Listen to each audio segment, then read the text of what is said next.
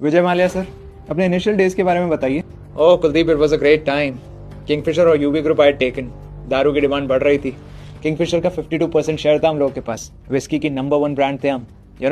हर तरफ से पैसा ही पैसा। स्वीट। और सुना है मुंबई इंडियंस भी खरीदना चाहते थे। हाँ, मैंने उस टाइम पे बिड लगाया था and I lost by very small margin and then उसे अंबानी ले गया। खैर, उस टाइम पे उनसे हारने में ही भलाई थी। You know. फिर आरसीबी कैसे ली? उसके बाद 3 टीम्स के लिए I was the highest bidder and then मैंने फाइनली बैंगलोर चूज किया। Any specific reason?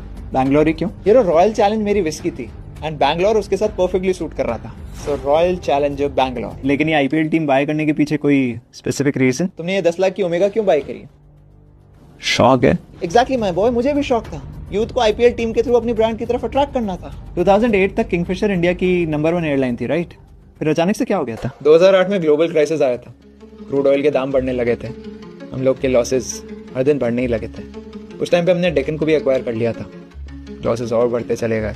हम लोगों ने गवर्नमेंट से बोला भी कि हमें डाउन साइजिंग करनी है, लेकिन गवर्नमेंट ने कहा आप टेंशन मत लीजिए, आप कंटिन्यू करिए, हम आपके साथ हैं। इंडिया में लोग कहते हैं कि आपने लोन रीपे नहीं किया, आप एक चोर हैं। क्या ये सच है? 6,303 करोड़ का लोन लिया था। आज तक की डेट में 14,000 करोड़ वापस कर चुका हूँ। इसके बाद भी अगर लोगों को मुझे चोर कहना है तो फिर ये 101 रुपये रखिए। क्यों? वो आपने ज़्यादा चुका दिए, अब तो देश को वापस चुकाना चाहिए आपको। लेकिन एक बात बताइए, एम्प्लॉयज़ की सैलरी क्यों नहीं दी इतने टाइम तक? देना चाहता था, लेकिन कोर्ट्स ने बैंक के कहने पे स्टे लगा दिया। मेरे सारे ट्रांजैक्शन रुक गए और आज भी मुझे इस बात का बहुत दुख है। आखिरी सवाल, 2016 में हम लंदन क्यों भाग गए? भागा नहीं था, फाइनेंस मिनिस्टर से बातचीत करके दही चीनी खा के आराम से गया था। लेकिन लंदन जाते ही उन लोगों ने मेरा पासपोर्ट ही सीज कर लिया।